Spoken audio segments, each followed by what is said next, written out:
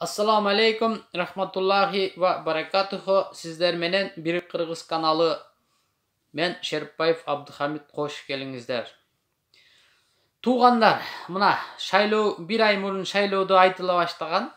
Bul şayloo alal menen aramdın, adilettүүлөр menen adiletsizlerдин, ыймандуулар менен ыймансыздардын күрөшү болмокчу деп адамдар айтып аткандай эле, ошол күрөштүн бүгүн мына 10-11 октябрь жыйынтыгы чыгып, точка коюлуп отурат. Натыйжасында албетте биринчи Аллах өзү жар болсун деп баштаган, бисмилла деп баштаган иштин жыйынтыгы ушинтип аякталат. Адилеттүүлөр, ак жолдо жүргөндөр, ыймандуу жолдо жүргөндөр бүгүн жеңишке жетип отурат. Буну менен адилеттүүлөрдү куттуктасак болот.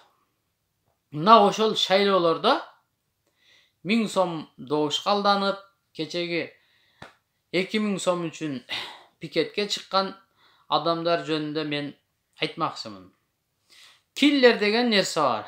Киллерге билбейм, бир канча миллион сом берсең, алар 1000 сом 2000 сомго алданбайт.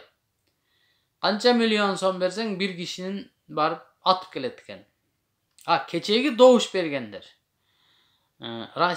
Россияга кошулганыбызга макул деген, мамлекеттин бүтүндүгүнө жок кылып бергенге, согуш чыгарып берге макул турган Бабанов менен Атамбаевдин жана дагы Марат Аманкулов дегендерге колдоочу болгон, добушун саткан, пикетке чыккандарга айтат элем. Силер киллерден жаман экенсиңер. Себеби киллер атса бир адамды атып өлтүрөт. Силер bir мамлекетти болгондо да улуу Манастын тукумдарын жок кылып берейин деген күчтөргө силер көмөкчү болдуңар. Колуна кол, бутуна бут болдуңар.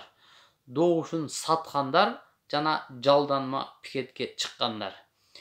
Дагы да Кудайдын кудурети менен, элибиздин, улан кыздарыбыздын баатырлыгы менен, жанагы Курманжан энебиз айткандай, кыргыз качан төшөктө жатып өлчү эле дегендер.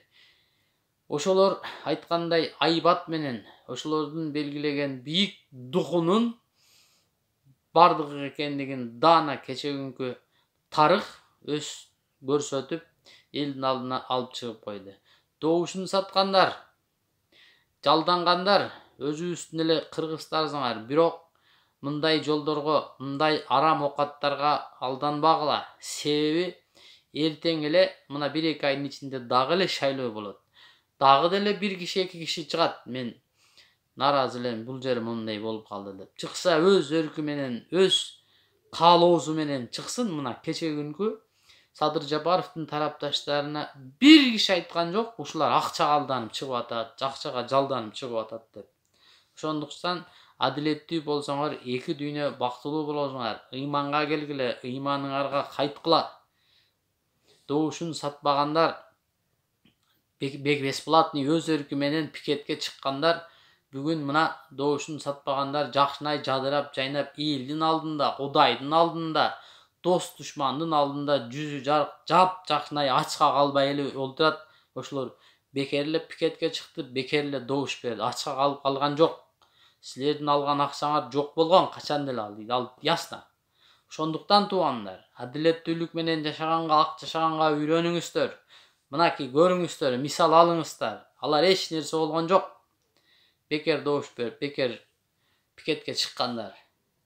Эл жерибизде тынччылык болсун, ыймандуулар көбөйсүн. Адилеттүү иш кылгандарды Аллахым ушинтип өзү колдосун. Кыргызстан өнүгүп өскөн күчтүү мамлекетке айланышына Аллахым насип кылсын. Бата кылайлы, жакшылык болсун. Ассаламу алейкум, рахматуллахи ва баракатуху.